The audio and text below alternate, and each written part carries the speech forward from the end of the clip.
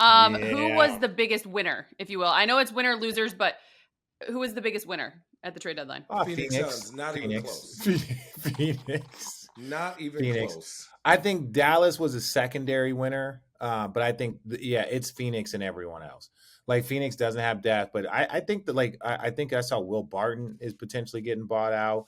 I think there's probably about 3 or 4 other players. I know the buyout market's a lot smaller than people think, but I think there's a few guys out there that could add to their roster. But no, Phoenix has went from like a good team that, probably, with all the stuff off the court, on the court, they needed a jolt. And now you got Chris Paul helming 2 of the top 6 scorers in this league. Devin Booker and KD on both wings. DeAndre Ayton is going to absolutely dominate right now. But you're gonna have to ask him to sacrifice more. He's got to sacrifice a bunch. He's gonna have to sacrifice, and that's the part that he gets to be the best version of himself. He's the 4th option on this team. Yes, imagine everyone's gonna go at Kevin. Look what Nick Claxton was with Kevin Durant and Kyrie. What do you think is going to happen to DeAndre Ayton, who is exponentially better than Nick Claxton offensively? I love Nick Claxton's motor. I think that the reason why he's going to eat is because, you put KD, Devin Booker on the wings, they're not leaving. It's like Steph and Clay. You can't leave them. So it's going to be a lot of pick and roll with Chris Paul, a lot of pick and roll with DeAndre, and so that's how he's going to eat.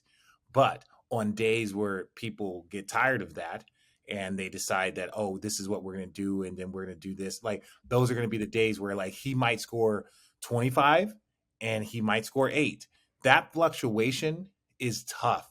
It's just tough. Because you know it. Some days they're going to be Chris Paul and DeAndre Ayton are going to be the ones that beat us. We're going to stay at home in the corners. We're going to face guard these guys. Blah, blah, blah. We're going to make them beat us. And then he's going to beat them. He's going to crush them. Chris Paul's going to midi them to death. He's going to be mid-range lob, mid-range drop pass because the lanes are going to be wide open. But on days that teams decide that's not what they're going to do, and he gets 6 points, 8 points, 10 points, that fluctuation for a player can be tough, especially for a young player. Even though he has his money, he's a competitor. That's the only reason why I say he's going to have to sacrifice, because some days it's going to be about him. Some days it's not going to be about him. Kevin Durant, Devin Booker, it's always going to be about them. Chris Paul, it's always going to be about them. He's the one player that sometimes he's going to have 27. He's going to walk into the arena the next night, and it's bro, tonight's going to be a night where you get 10, 12 points because of the way the teams are guarding us. We're not dumping it to you 25 times. So that's the only reason why I think there's going to be another adjustment on his part, but they can win a championship easy.